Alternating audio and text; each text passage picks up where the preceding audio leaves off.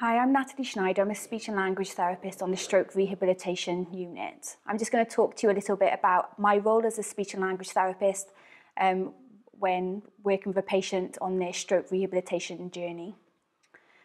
So where we normally start, when someone has had a stroke, they'd all get a swallow screen and a communication screen quite quickly post their stroke, just to determine whether speech and language therapy is something that needs to be involved right from the beginning. I'll talk to you first about the swallow, because sometimes that's the part that people don't really know that we get involved with. So up to half of people after a stroke can actually experience something called dysphagia, which is an impairment of your swallowing. This often can resolve quite quickly, but in some cases it can be something that can go on for quite a few months afterwards. Our main role is obviously to keep people safe, because one of the biggest problems with someone with swallowing is that actually if food or drink is not being swallowed properly, it can actually go down the wrong way into the airway and can cause things like chest infections or aspiration pneumonias. So one way that we manage this is to determine what texture the person might be safest on in those early stages. Sometimes it could be that they might not be safe on anything orally at that time, but sometimes it could be that maybe they need something a little bit softer, or their drink may need to be thickened.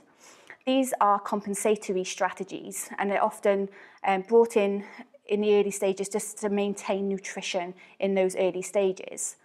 But going forward, in terms of rehabilitation, obviously we're looking to kind of try and reverse the effects of the stroke and get them back to their pre-morbid level. And what we would do there is actually target more directly the weakness with exercises, and try and do this frequently and intensely to try and get the strength of their muscles back to where they were before they had their stroke, in the aim for most people being their goal to get back to a normal diet and normal fluids.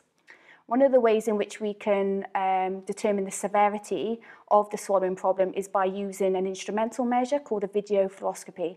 So sometimes we might look at making that referral so that we have a better indication of how severe the problem is, because obviously we don't have X-ray vision and we can't see inside the throat. So that'll just give us a little bit more information to see what is actually happening when food goes into the pharynx, into the throat, and we can make suggestions and management plans based on that. So that's the swallowing. And then on the other side of things, we obviously are very much involved in communication. So up to a third of people after a stroke can experience something called aphasia, which is a disorder of language. And this can affect someone's ability to understand, their ability to speak, to write, and even to read. So you can imagine this can be very isolating and very scary for someone, especially someone who's been able to communicate all their lives. They might have been working before their stroke, and now all of a sudden they're unable to even ask for a cup of tea on the ward, or unable to say, I'm really uncomfortable, can you move me?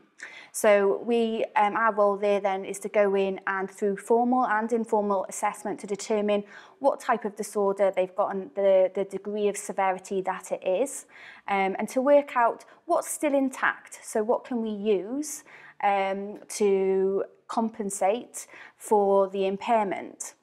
Therapy is often twofold. We might target the impairment directly in therapy. So, for example, if they had some word finding difficulties, we might target that directly. But also we look at compensation as well, because we need to give them a way of communicating in the here and now. So if they're still very good at writing, we might use that as a compensatory strategy, or we might have picture charts or something on the ward that might help them to communicate in those early days. Obviously, our end goal will be determined in collaboration with the patient when we're going through our goal setting, and what it is our aim to do. With communication, the families are very much involved, especially with severe aphasics, because they'll often be used as communication partners. So a big part of our role is often training them on how to best facilitate their communication, and teach them techniques and strategies to help get the best out of them and maximise their communication opportunities. Otherwise, they could be quite isolated when they go back home. So, and on top of that as well, you can often have people with speech problems, so dysarthria, which is a weakness of the oral muscles, and dyspraxia, which is a motor planning problem.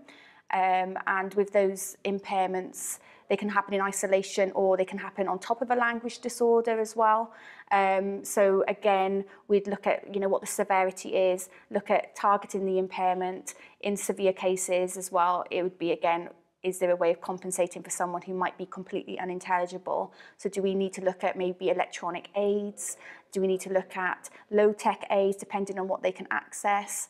And work with the MDT to kind of look at fine motor. Can they move their fingers around an iPad? So there's a lot of collaborative working when it comes to therapy programs with patients, often utilising the experiences of other professionals to get the best out of our patients. And then on another note, sometimes our role on the ward can actually be getting involved with capacity assessments on the ward as well. So if someone does have a communication problem and we're trying to determine whether or not they want to go home or they're safe to go home, and you want to do a capacity assessment around that, as a speech therapist, I might help to facilitate that. So I might help make the information accessible to the patient to give them the best chance of achieving their full capacity, and demonstrating that for everyone to see. I think, we play a vital role in the MDT, and a big part of that is making sure that everyone is always kept up to date with how people are communicating at that time, so that they all know how to best communicate with the patient when they're doing physio, or when they're doing occupational therapy, or when the nurses are doing their medicines, so that they can always maximise the communication and really make sure they're doing what the patient wants and what they're agreeing to as well.